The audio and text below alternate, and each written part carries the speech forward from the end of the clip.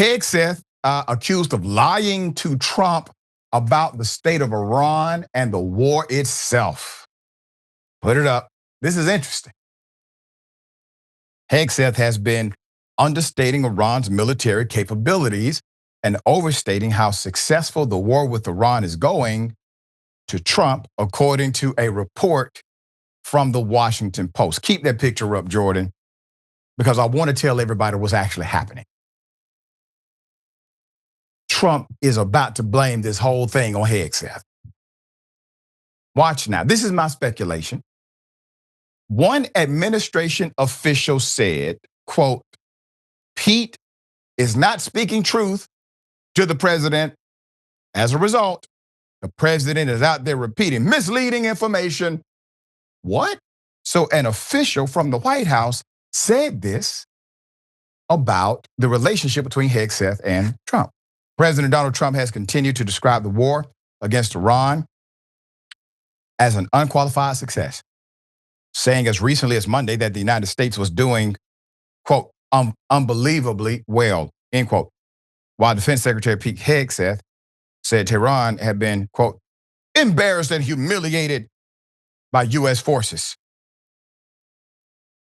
But Iran's downing of an F-15E fighter jet and the high-risk rescue operation that ensued showed that Tehran retains the ability to threaten the United States military personnel and cast doubt on the statistics Hegseth promoted in recent weeks, boasting about, quote, complete control of Iranian skies and, quote, uncontested airspace, U.S. officials and analysts said. Now, before I get into the next part of this, remember, at one point we were told that Iran had no air defense capabilities to bring down U.S. fighters in the air. No capabilities whatsoever.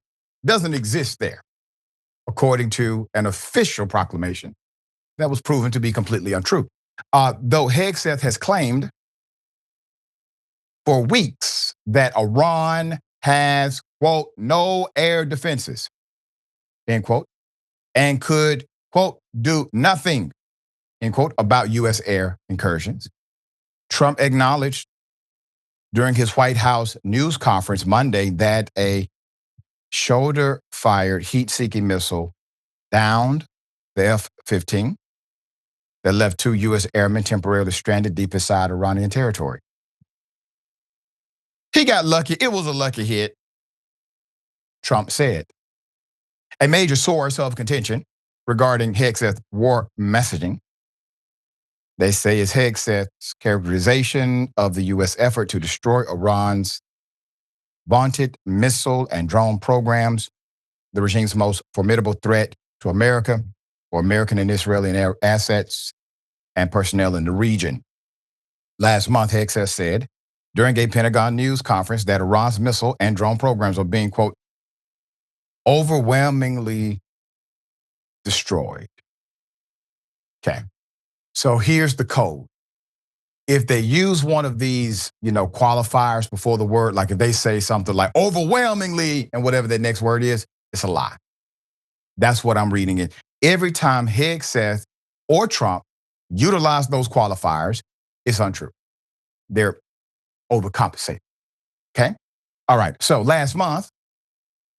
just last month, Hegseth said during a Pentagon news conference that Iran's missile and drone programs are being overwhelmingly destroyed, but more than half of the country's missile launchers are still intact, and thousands of one-way attack drones remain in Iran's quiver, according to a recent U.S. intelligence assessment, the contents of which were relayed by 3 people familiar with the product.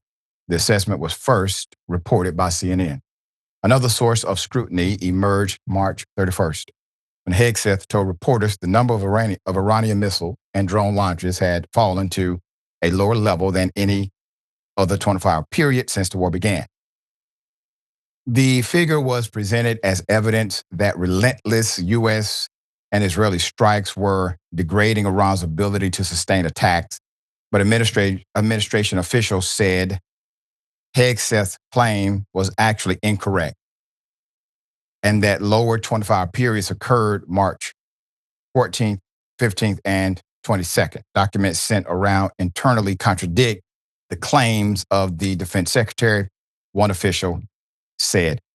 This should not come to a surprise to most. The war is going so well. Why indefinitely suspend satellite imagery? We talked about this yesterday. They decided to basically order companies not to show satellite imagery. Hegseth is failing to control optics externally, internally. That's according to retired Major General Randy Manner said. His video.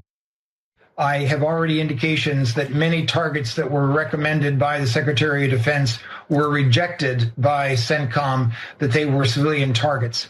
It is something where, again, I don't have firsthand knowledge, it's secondhand knowledge, but I believe that people are already saying no to the hierarchy.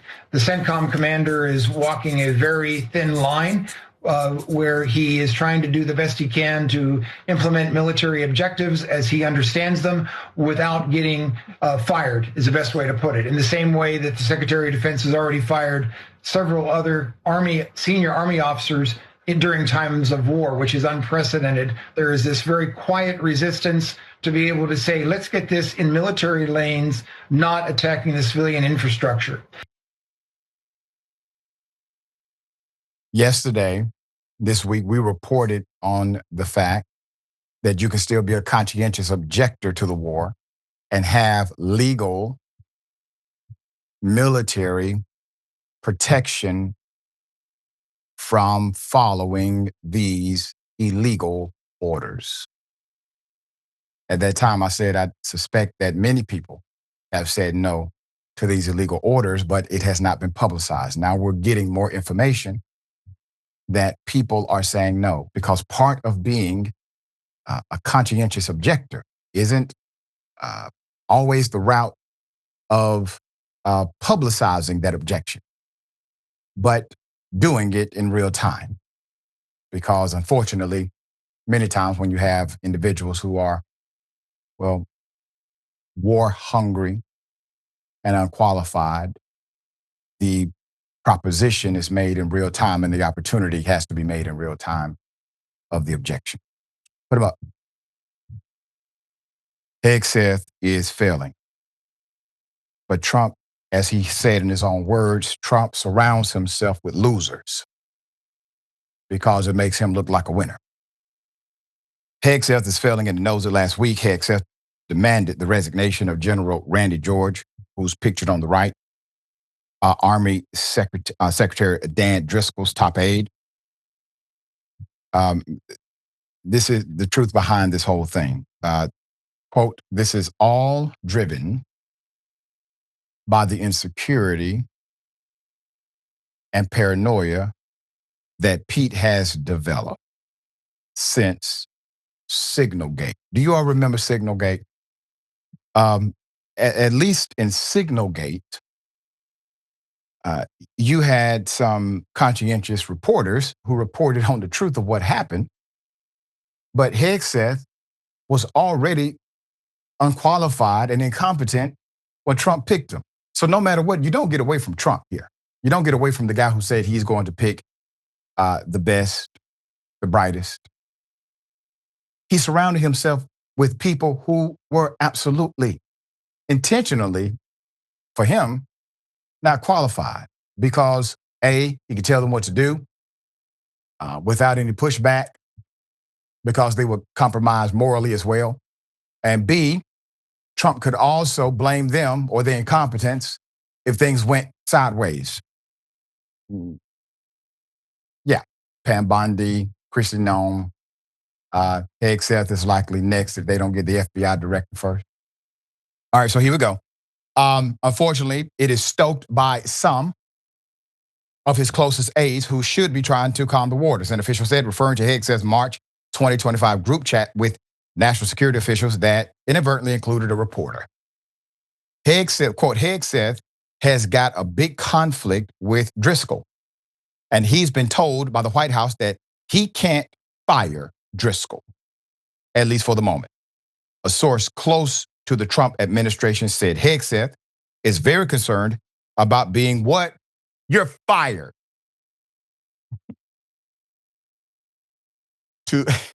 I'm sorry. Y'all, we hired a game show host to be president of the United States. Okay. All right. So now Hegseth feels as if he's on The Apprentice, and he's concerned about being fired, and knows that Driscoll is one of the top contenders or a natural contender to succeed him. So what Pete has been doing is taking anyone he perceives to be close with Driscoll and going after them. This is classic Apprentice modeling here, all right? And this is the latest and most spectacular example of that. Essentially, Hegseth has frozen him out and tried to sideline him behind the scenes. Hegseth wants to fire him, but Vance, old JD, has his back. Reality show stuff here. Unfortunately, real people have died. Individuals have had their families suffer because of this war. Infrastructure is turned upside down. Power is shifting away from the United States. We're talking about power that could have been utilized for good, in the world. The power is now shifting away from us because the institution of the presidency has been significantly defiled, not for the first time, just in a more public way. But one thing to note about this whole conflict, you look at this war or these conflicts and you say, well, these things are unrighteous, whatever your political affiliation may be. Yes, that's correct, because Trump, in his incompetence or the incompetence of his aides, they have shown you what's behind the veil: money, corruption, propaganda. But I want to say to you, this is not the first unrighteous war. And I will further that statement by telling you every war has the elements of unrighteousness connected to them. No war is required. Do not fall for the framework. The first casualty of war is truth. All right. Jackson, thoughts? Yeah, Trump is just a walking mascot of himself. Yeah. And there's always somebody else to blame. On the one hand, he